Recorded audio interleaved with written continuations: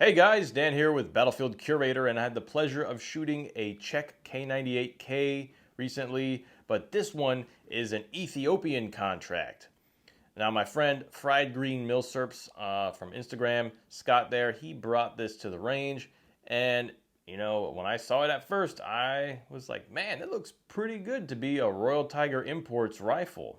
So indeed, the first thing I noticed was the beautiful stock on this piece. One thing that also stood out was the stock disc, which is of St. George slaying the dragon. That is an Ethiopian symbol, and so now you know that this is Ethiopian contract. But the other thing I noticed was the markings on the rifle itself. Those were German. When you saw these markings, you could see some waffenamps on some of the parts. So they made these post-World War II, but at the same time, they were trying to probably sell these rifles off, and Czechoslovakia was selling these rifles to Israel, and they also sold them to Ethiopia. Oh yeah, and one thing that really stood out about this rifle is that winter trigger guard, because the Czechs, they made these winter trigger guard type K98s.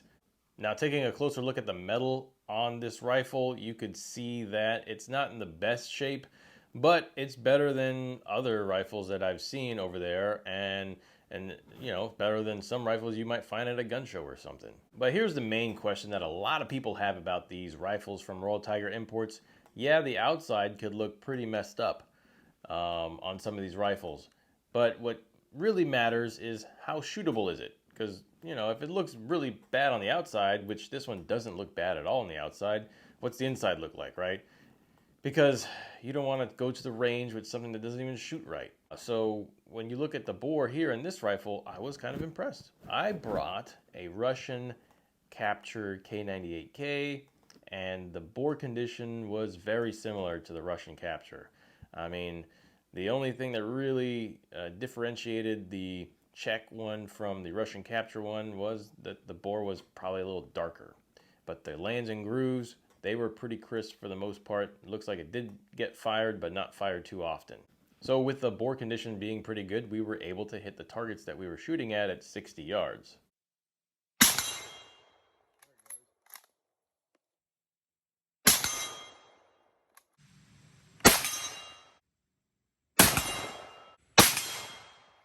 Now, what are some of the main differences here between this rifle and the Russian capture? If you're looking at it, if you're trying to get into Mauser rifles, well, both are World War II. Essentially, the Czech one was made post-war from parts that were made during the war. So it's not really World War II, but it is. The only thing that probably wasn't made during World War II for the Czech Mauser was the trigger guard, which was produced post-war for those Israeli and Ethiopian contracts. Now, the exterior condition, obviously this Russian contract has been shellacked, and it's looking really nice. Like, the metal's been redone, it's been refurbished, so it's for storage and to use later. So it looks great, but it's not original to what the original Mauser 98 would look like. So it looks cooler, but the Czech one is more original to what a Mauser would have looked like back during that time frame. So if you're a reenactor, you probably want to go with the Czech one. Price points. Let's look at the price points here. I mean, when you're trying to find a Russian capture, they are really expensive these days. People started saying, hey, it's still a World War II Mauser. I need to get one. So those got swooped up, If you look at this Czech Ethiopian contract, people aren't really noticing it right now. It's not on people's radar. It's kind of like one of those things like, oh, okay, yeah, whatever. But it's made from World War II parts, mostly World War II parts. And it has a history that is pretty significant in it as well. You got to think, Ethiopia was under siege by Italy. Emperor Haile Selassie had a lasting impact on the country forever. And he ordered these rifles post-war to help defend the country against adversaries and European oppression. Now, to compare the shooting aspect of it, the Russian capture Mauser 98 was a lot smoother when firing it.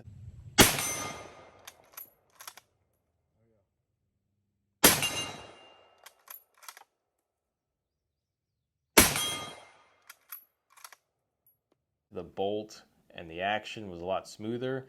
The Czech one probably could have used a little bit more oil, and the metal was kind of rough, so you could hear kind of like a grinding when you manipulated the bolt. But for the most part, they both shot on point and they both shot well. So I was impressed in that aspect, that it wasn't all gunked up or something, or it wasn't like the parts didn't match to where the Czech one was going to have issues. According to Royal Tiger Imports, only 50,000 of these rifles were ever produced for Ethiopia.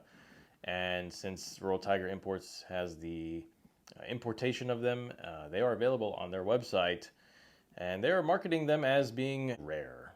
Now, you could probably find Russian captures out and around, and they're probably more abundant than these Ethiopian contract Mausers. So when you think about it, the Ethiopian contract Mauser is probably going to be harder to find.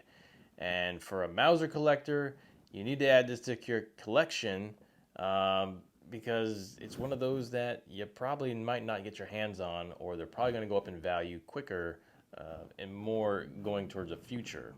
Kind of like the Persian Mausers.